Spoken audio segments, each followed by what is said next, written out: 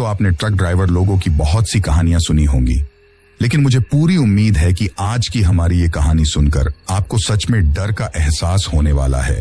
बस मेरी आपसे इतनी गुजारिश है कि आप अगर इस कहानी को पूरा सुनेंगे तो आपको सच में बहुत ज्यादा मजा आने वाला है।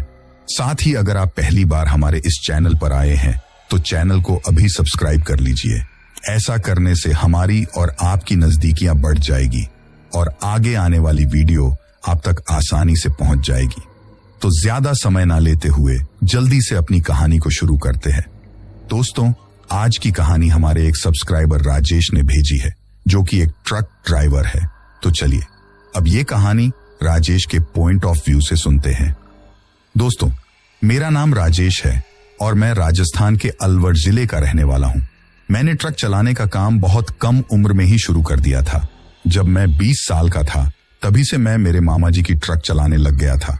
लेकिन जो डरावनी घटना मैं आपके साथ शेयर करने जा रहा हूं वो तब की है जब मैं 30 साल का था। आज मुझे ट्रक चलाते हुए लगभग 15 साल हो चुके हैं। लेकिन उस घटना के बाद मैंने मेरे जीवन में ट्रक चलाते वक्त कभी भी शॉर्टकट रास्ता नहीं अपनाया। दरअसल ये घटना उस वक्त की है जब हमारे देश में लॉकडाउन लगा हुआ था और किसी को भी कहीं पर भी आने जाने की इजाजत नहीं थी सिवाय इमरजेंसी सेवाओं के।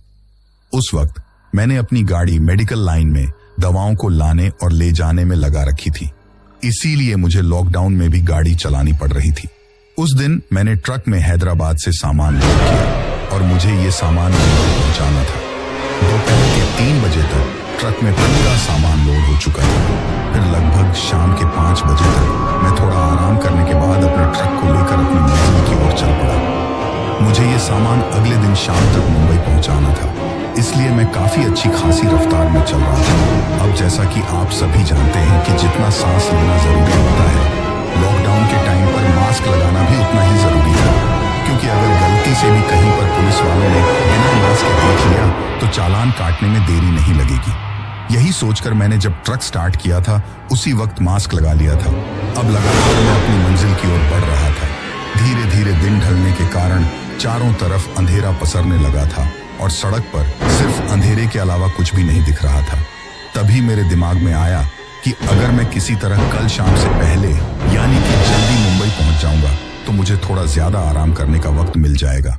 और यही सोचकर मैंने एक फैसला किया कि यदि रास्ते में मुझे कोई शॉर्टकट रास्ता दिखता है तो मैं उस शॉर्टकट रास्ते को अपनाकर जल्दी मुंबई पहुंच जाऊंगा।